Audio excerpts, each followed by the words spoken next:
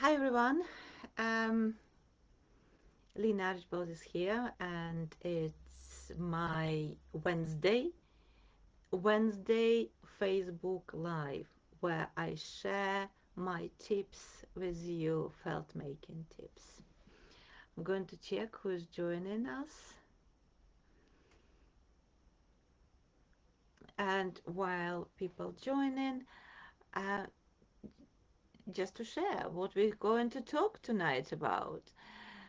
And I receive many questions. How do you achieve such a clean and shiny felt? When I'm talking about clean felt, how I do that, wool really does not eat through embellishment and Nuna felt. Hi, Susan. Hi. Great, great to have you here. Thank you for joining. So, how to prevent wool eating into embellishment and silk, Nuna felt? First of all, I'm going to talk about merino wool. I use mainly merino wool in my felt making practice, and that's what the conversation about. I use merino wool 18 and a half, 19 microns, 21, 22, 23, even 23 microns. I'm discovering actually I start to enjoy that wool. Why? It gives really nice soft felt. So this one, let me to find my sweater, my favorite. This one was created, believe it or not, with 23 microns. Look how soft it is. And look, embellishment intact. It's quite wool. I can't say it's aggressive. No, it's not. It's 23 microns merino wool. Because it has longer fiber, it would go faster through embellishment. It felt really well, and how to prevent that? Yes, I know you say that wool has to get through silk embellishment to grab, of course. But how much and how visible we want that wool to be. Hi, Lina from Sweden. Great. Thank you for joining. We want that embellishment, like this glove. Can you see we have nice and shiny embellishment from this side? Everything I make, it must be reversible. And this is an online class, and this is this online class available to anyone. And of course, if you are part of Felt with Lina Clark, like Susan and Lina, you get this class. Yeah, this is great where you really practice your fine felt. This is very fine, okay? And you can see embellishment. So, okay, choice of wool, like I said, 18 and a half, 19 microns will, let's say, penetrate through embellishment not as aggressively as thicker wool, like 21 to 23 microns. When I create, especially when I felt and full, I take everything slow. Felt does not like to be bashed. Would you? No. Sorry, comparison not very good. So really the same with felt. First of all, I felt with olive oil soap.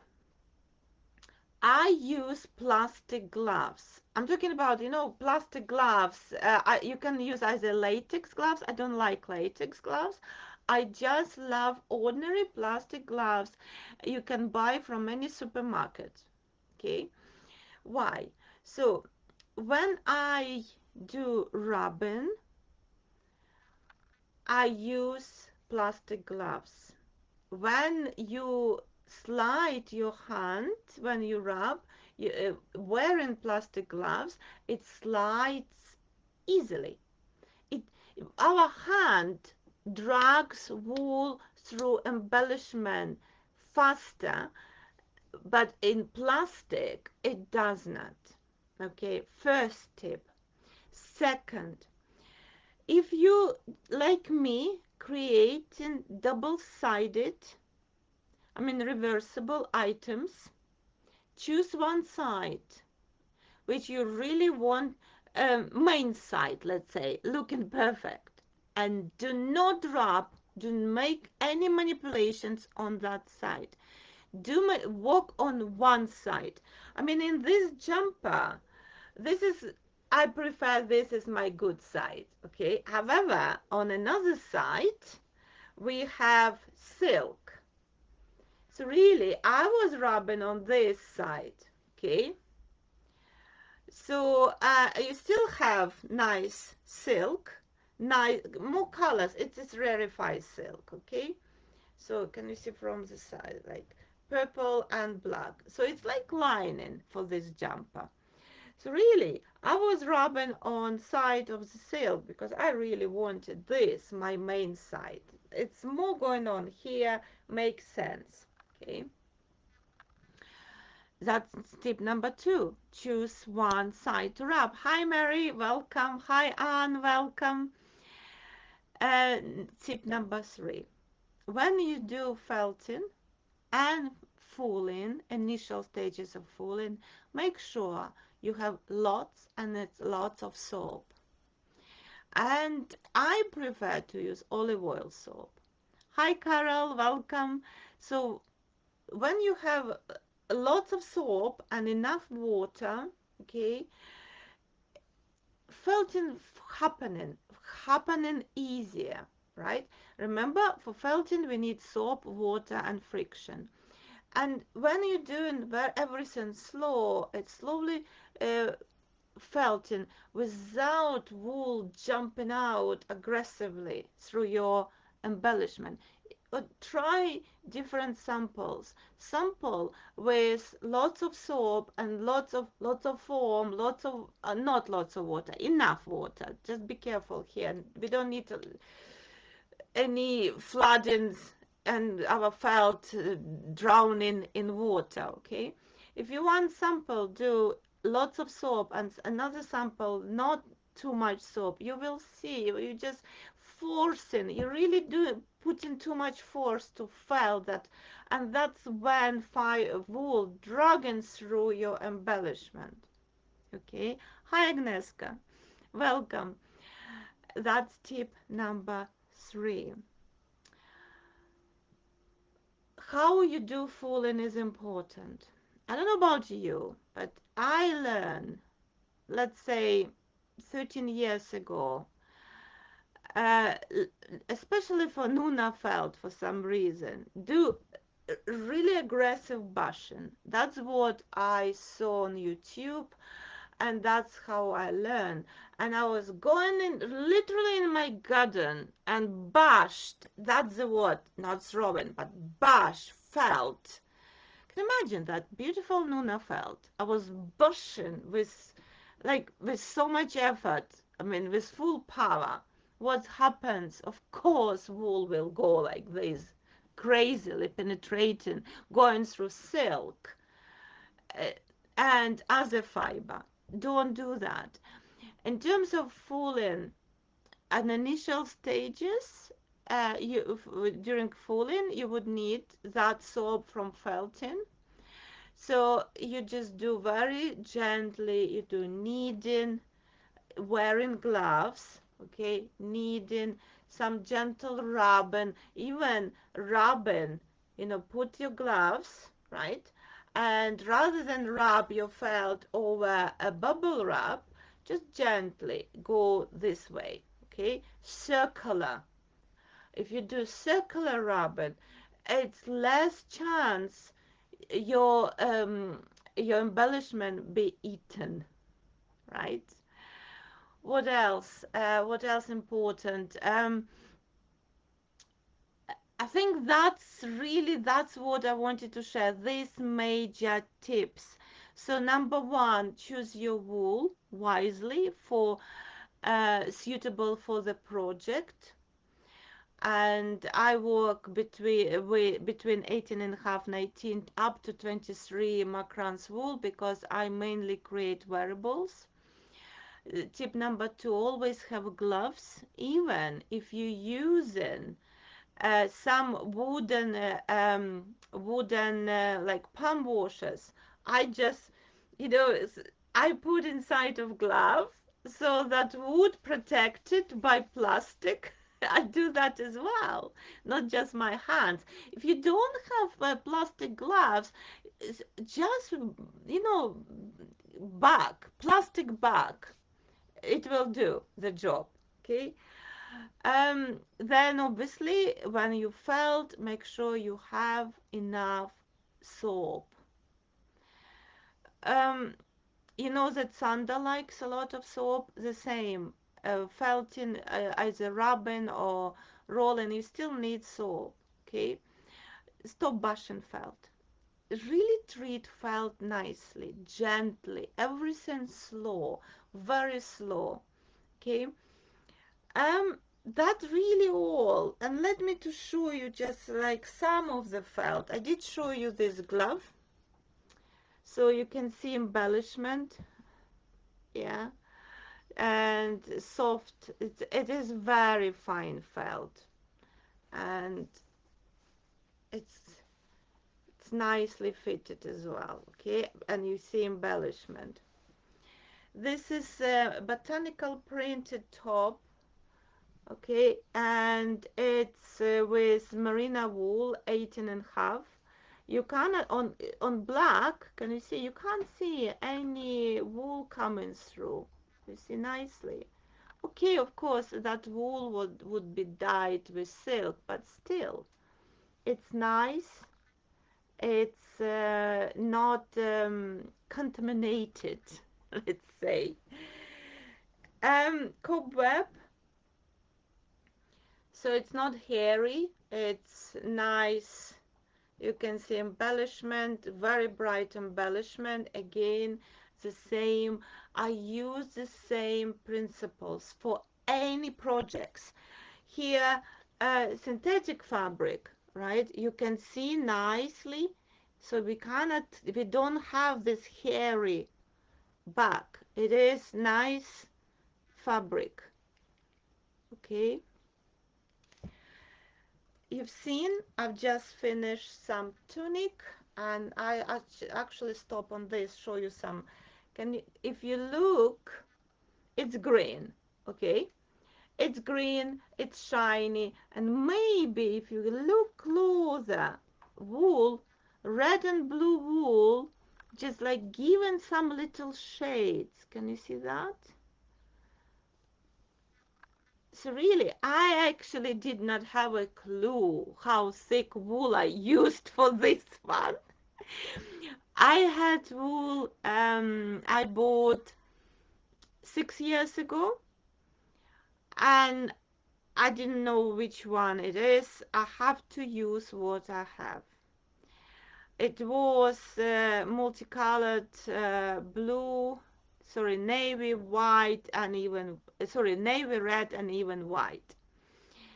I usually don't use this. I think you can see here, can you see red coming through? But it has to come through, but it does not change shine of viscose.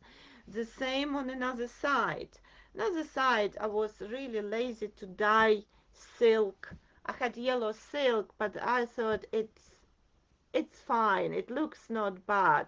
So you can see, yes, wool coming through. I really wanted to see that wool coming through, but it does not spoil. It does not eat into my silk.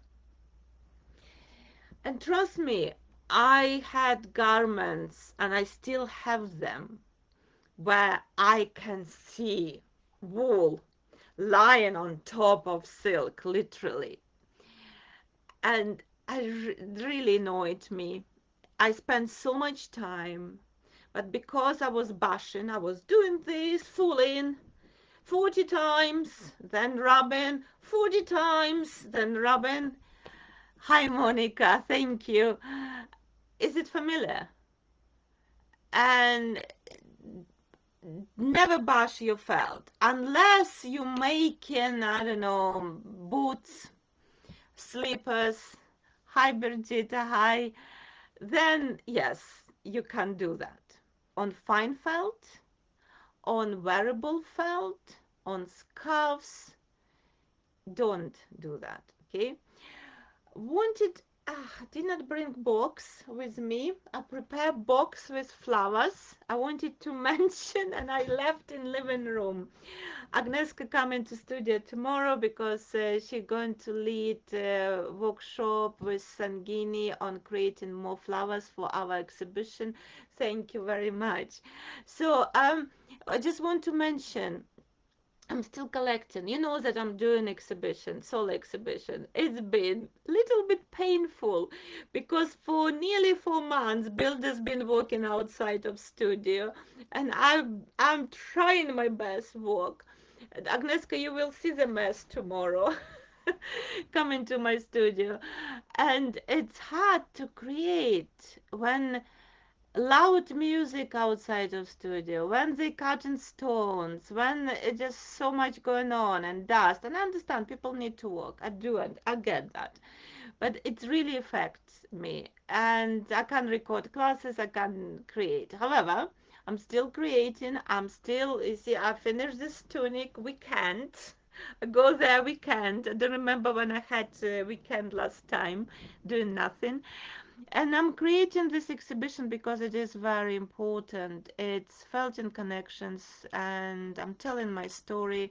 Hopefully, it will inspire other people. Literally saying there is a light in the end of the tunnel. Going through surviving Chernobyl, surviving blood cancer related to Chernobyl. That's why I had blood cancer surviving, going through 7 years depression. Not many people know I was severely depressed, post-cancer depression, because of chemicals. I had over 75 chemos and felting, really felting. Got and knitting. I forgot knitting. I learned crochet. I did knitting. I did felting, and that's what got me through, and community. That's the moment when I found out about fact cancer support, going there, meeting people, starting knitting group. That's where my creative journey started, teaching them workshops, not knowing how to teach. That was 12 years ago. And that's what is exhibition about. Hope, a light end of the tunnel, and obviously I'm doing a collection of felted knitting crochet flowers in yellow and blue, yellow, blue, to raise. I mean, you were going to exhibit them, and Sangini, bless them, they really been involved. They initiated this exhibition, and they're looking how best to present the beautiful flowers. It's the most important message, part of this exhibition, to show how creative people around the world support Ukraine, and then we're going to sell each flower. So if we still have time, I'm appealing to you. If you able to, if you have time, resources to create that flower, and don't forget to put tag with your name and city and country and send to me, I would be very grateful. Okay. And they lie these flowers in my studio on big table, and every time I come, angry with builders, trying to climb through all obstacles to my studio, and I see that flowers, and and immediately smile appear, and I can create. So it would be great. So thank you so much. I will do blog on what I talk. As you notice, not many. It's a few tips, but they're very important. If you get into habit to do what I've just shared, you will see how your file transforms. Okay.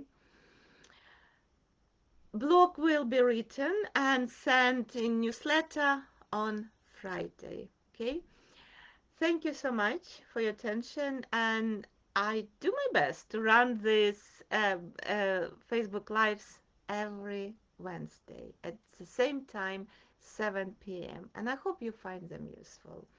And please, maybe here in the chat, I'll write what else you would like me to cover. What other felt making tips you would like to hear about? Thank you. Thank you so much. See you next Wednesday. If you member of my club Felt with Lena, don't forget I can see Mary here, Suzanne was here, Lena was here. Don't forget that we have Sunday our get together at 7 p.m. UK time where we're going to talk more Felt. Okay, with cup of tea, glass of gin and tonic. You know, it's your choice. Thank you. All the best. Goodbye.